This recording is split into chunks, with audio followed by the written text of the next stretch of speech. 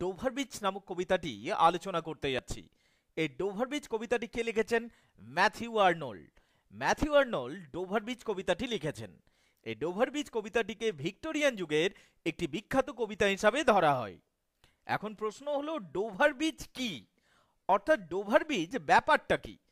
Dover beach হলো Dover নামক এক সমুদ্র সৈকত, অর্থাৎ এটি একটা সমুদ্র সৈকতের নাম। আরো বিস্তারিতভাবে বলতে গেলে এইটুকু বলতে পারি, Dover is the shore of the English ferry port of Dover in Kent, facing Calais in France at the Strait of Dover. It is the narrowest part of the English Channel where Arnold honeymooned in 1851. Matthew আর্নল্ডের Dover Beach কবিতাটি প্রথম প্রকাশিত হয়েছিল 1867 সালে তার volume new পোয়েমসে। এই Dover beach কবিতার মধ্যে একটা দার্শনিক চিন্তা ভাবনা রয়েছে, এবং ডোভার বিচ কবিতাটিকে আমরা যদি আর্নল্ডের অন্যান্য কবিতার সাথে তুলনা করি তাহলে নিশ্চিতভাবে এই ডোভার বিচ কবিতাটি একটি সংক্ষিপ্ত কবিতা হিসাবে ধরা যেতে পারে। তবে এই কবিতাটি একটি সংক্ষিপ্ত কবিতা হলেও এর দার্শনিক চিন্তাভাবনা অত্যন্তই গভীর, এবং এর দার্শনিক চিন্তাভাবনার একটা গুরুত্ব রয়েছে ইংরাজি সাহিত্যের ইতিহাসে। চলো এবার কবিতাতে আসা যাক। The sea's calm tonight.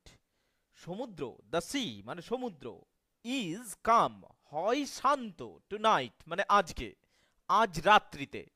The sea's calm tonight, the sea সমুদ্র, ইজ হয়, কাম শান্ত, টু নাইট মানে আজকের রাত্রিতে। আজকে রাত্রিতে সমুদ্র অনেক শান্ত।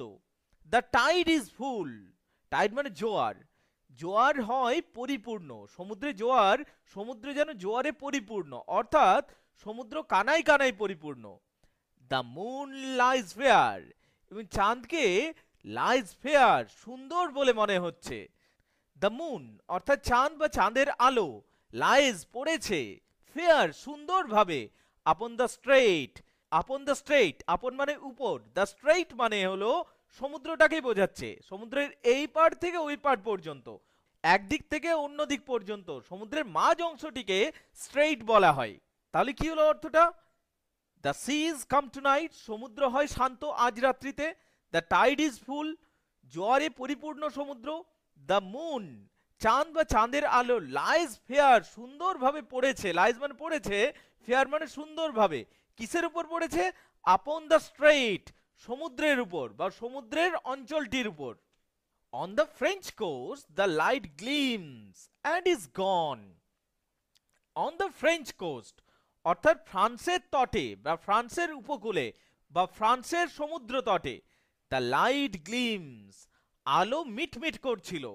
দ্য ফ্রেঞ্চ কোস্ট অর্থাৎ ফ্রান্সের তটে বা ফ্রান্সের সমুদ্র উপকূলে, দ্য লাইট আলো, গ্লিমস অর্থাৎ মিটমিট করছিল, অ্যান্ড ইজ গন এই মাত্র চলে গেল, অর্থাৎ সন্ধ্যা নেমে এলো।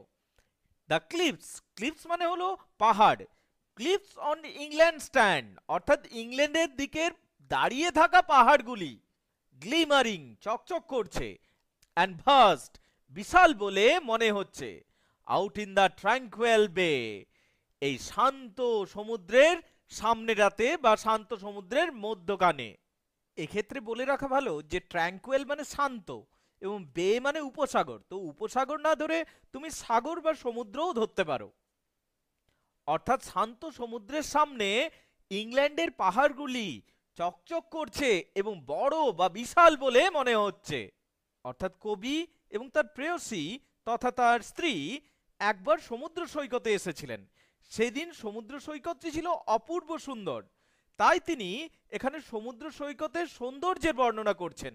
কিন্তু এই বর্ণনার পিছনেও একটা অন্তর্নিহিত এবং গভীর দার্শনিক চিন্তা ভাবনা রয়েছে। এই বিষয়টি বুঝতে গেলে আমাদের সেই যুগের অবস্থাটা বুঝতে হবে। সেই যুগটা ছিল ভিক্টোরিয়ান যুগ। ভিক্টোরিয়ান যুগে বিভিন্ন নতুন নতুন বৈজ্ঞানিক চিন্তাধারা বার হচ্ছিল, বৈজ্ঞানিক তত্ত্ব বেরিয়ে আসছিল এবং বৈজ্ঞানিক আবিষ্কার হচ্ছিল, এবং তার মধ্যেই একজন বিখ্যাত বিজ্ঞানী চার্লস ডারউইন তার বিখ্যাত বই প্রকাশিত করলেন, যেখানে তিনি তার বৈজ্ঞানিক তত্ত্বকে তুলে ধরলেন, the origin of species by means of natural selection 1859। এই বইতে তিনি প্রমাণ করলেন যে মানুষ অ্যাডাম এবং ইভের সন্তান নন, বরং মানুষের জন্ম এপ বা শিম্পাঞ্জি জাতীয় প্রাণী থেকে হয়েছে। অর্থাৎ এই যুগে এমন এমন সকল আবিষ্কার হচ্ছিল এবং বৈজ্ঞানিক আবিষ্কার হচ্ছিল যা ধর্মের ভিতকে নাড়িয়ে দিচ্ছিল। The origin of species by means of natural selection বইটি প্রকাশিত হওয়ার পর এবং এই ধরনের বিভিন্ন বৈজ্ঞানিক সত্য প্রকাশিত হওয়ার পর মানুষের ধর্মের উপর বিশ্বাস কমতে থাকে এবং এর ফলস্বরূপ একটা ভয়ানক প্রতিক্রিয়া দেখা গিয়েছিল সমাজে। ধর্ম অর্থাৎ ধারণ করা, ধর্ম সমাজকে ধারণ করে রাখে এবং ধর্মের ভয়েই বিভিন্ন অপকর্ম এবং বিভিন্ন অপরাধ হয়ে থাকে না। কিন্তু মানুষ যখন বুঝলো যে ধর্ম তো হয়ই না, যখন অ্যাডাম ইভে মিথ্যা, তখন স্বর্গ বা নরক বলেও কিছু হয় না, তখন মানুষের মধ্যে অপরাধ প্রবৃত্তি আরো অনেক বেশি বেড়ে গেল। অর্থাৎ যে ধর্ম মানুষের অপরাধ প্রবৃত্তির উপর একটা অঙ্কুশ লাগিয়েছিল, সেই ধর্মই যখন আস্তে আস্তে সরে গেল এবং ধর্মের ভিত যখন নড়ে গেল, তখন অপরাধ অনেকটাই বেড়ে যেতে লাগলো দিনের পর দিন।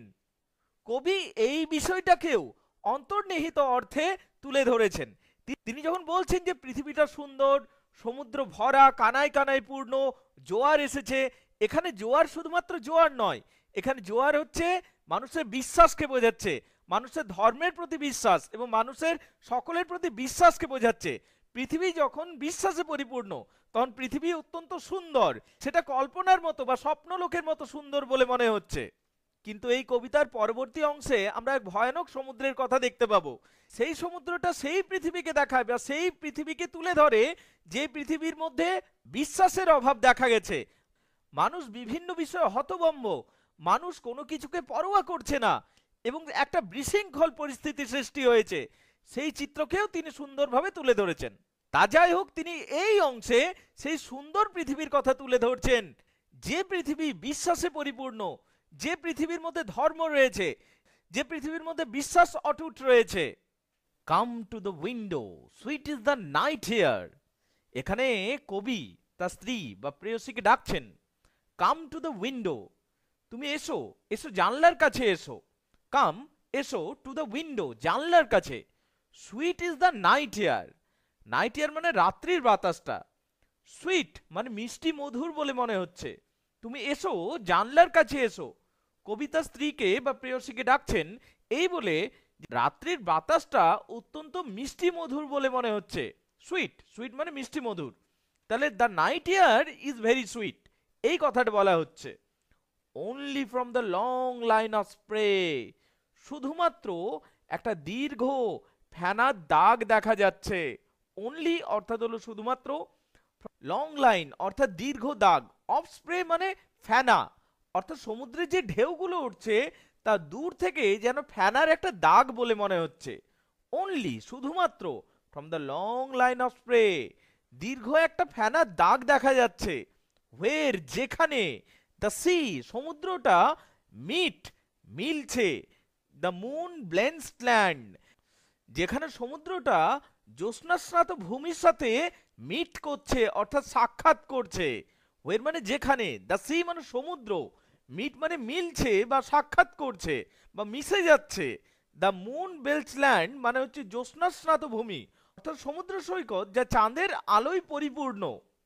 লিসন, কবি এখানে তার প্রেয়সী বা স্ত্রীকে বলছেন যে লিসন, শোনো শোনো, ইউ হিয়ার তুমি শুনতে পাচ্ছ, দ্য গ্র্যাটিংস রোর, গ্র্যাটিং মানে কর্কশ শব্দ আর রোর মানে হচ্ছে গর্জন, তুমি কি শুনতে পাচ্ছো সেই কর্কশ গর্জন অফ পেবলস, যেগুলো হচ্ছে আসলে নুড়ি পাথরের শব্দ, হুইচ যেগুলোকে, দ্য ওয়েভ ঢেউগুলো, ড্রব্যাক, ড্রব্যাক টেনে পিছনে নিয়ে যাচ্ছে, ড্র মানে টেনে নিয়ে যাওয়া, ব্যাক মানে পিছনে, অর্থাৎ যেগুলোকে অর্থাৎ নুড়ি পাথরগুলোকে, ওয়েভগুলো অর্থাৎ ঢেউগুলো টেনে পিছনে নিয়ে যাচ্ছে, অ্যান্ড ফ্লিং এবং ছুড়ে দিচ্ছে, অ্যাট দেয়ার রিটার্ন যখন সেই ঢেউগুলো ফিরে আসছে, অ্যাট দেয়ার রিটার্ন মানে তাদের ফিরে আসার সময়ে, আপ দ্য হাই স্ট্র্যান্ড কোথায় ছুড়ে ফেলছে, আপ দ্য হাই স্ট্র্যান্ড সমুদ্র সৈকতে, অর্থাৎ সমুদ্রের নিকটবর্তী ভূমিতে সেখানে ছুড়ে ফেলছে। বিগিন অ্যান্ড সিজ, আবার শুরু হচ্ছে এই বিষয়টা, অ্যান্ড সিজ বন্ধ হয়ে যাচ্ছে, বিগিন মানে শুরু হচ্ছে, অ্যান্ড সিজ এবং বন্ধ হয়ে যাচ্ছে, সিজ মানে বন্ধ হচ্ছে, অ্যান্ড দেন এগেন বিগিন এবং তারপর তা আবার পুনরায় শুরু হচ্ছে, অর্থাৎ এই প্রক্রিয়া বারবার চলছে। অর্থাৎ সমুদ্রের ঢেউগুলো নুড়ি পাথরগুলোকে যা কর্কশ আওয়াজ করছে সেগুলোকে টেনে নিয়ে যাচ্ছে পিছনে, এবং যখন ঢেউ ফিরে আসছে তখন সেই নুড়ি পাথরগুলিকে সমুদ্র উপত্যকায় বা সমুদ্র সৈকতে ছুঁড়ে ফেলছে। এই প্রক্রিয়া বারবার চলছে। With tremulous cadence slow and bring the eternal note of sadness in. আগে ট্রিমুলাস মানেটা জেনে নেওয়া যাক। ট্রিমুলাস মানে হচ্ছে কাঁপতে থাকা, অর্থাৎ ট্রেমলিং।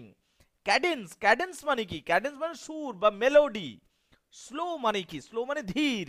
তাহলে কি এগুলোর মধ্যে একটা কাঁপতে থাকা ধীর সুর রয়েছে। এই যে ঢেউটা আসছে এই ঢেউটার মধ্যে যেন একটা ট্রিমুলাস ক্যাডেন্স রয়েছে, অর্থাৎ একটা কাঁপতে থাকা সুর রয়েছে যেটি হচ্ছে স্লো, ধীর, যেটি হচ্ছে ধীর সুর রয়েছে।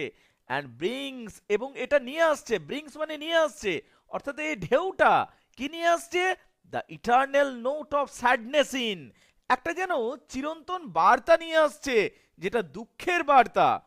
ইটারনাল মানে চিরন্তন, নোট মানে বার্তা, অফ স্যাডনেস ইন মানে দুঃখের, অর্থাৎ এই ঢেউয়ের মধ্যে যেন একটা চিরন্তন দুঃখের বার্তা রয়েছে। গাইজ, তাহলে ভিডিওটা আজ এ পর্যন্তই থাকলো। তোমরা যদি ভিডিওটা পছন্দ করছো তা লাইক করে জানাও এবং কমেন্ট করে জানাও। তোমরা যদি বাকি কবিতাটাও জানতে চাও তাহলে সেটা লিখে জানাও। এবং গাইজ, তোমরা যদি ভিডিওটাকে পছন্দ করছো তাহলে অবশ্যই শেয়ার করো। আর গাইজ, আরেকটা বিষয় আমি বলতে চাইবো, দেখো গাইজ, আমার চ্যানেলটা একটা এডুকেশনাল চ্যানেল। আমি চাইলে হয়তো অন্য বিষয়ও তুলে ধরতে পারতাম, কিন্তু সেগুলো আমি তুলে ধরছি না। এডুকেশনাল চ্যানেলে এমনিতেই ভিউ অনেক কম থাকে। তাই গাইজ, তোমরা যদি এই চ্যানেলটাকে উপভোগ করছো এবং যদি তোমরা চাইছো যে এই চ্যানেলটা আরো গ্রো করুক, এই চ্যানেলের আরো বেশি উন্নতি হোক, তাহলে কিন্তু তোমরা ভিডিওটাকে যত বেশি সম্ভব শেয়ার করো। তাহলে গাইজ, আজ এ পর্যন্ত থাকলো। ধন্যবাদ, ধন্যবাদ সকলকে।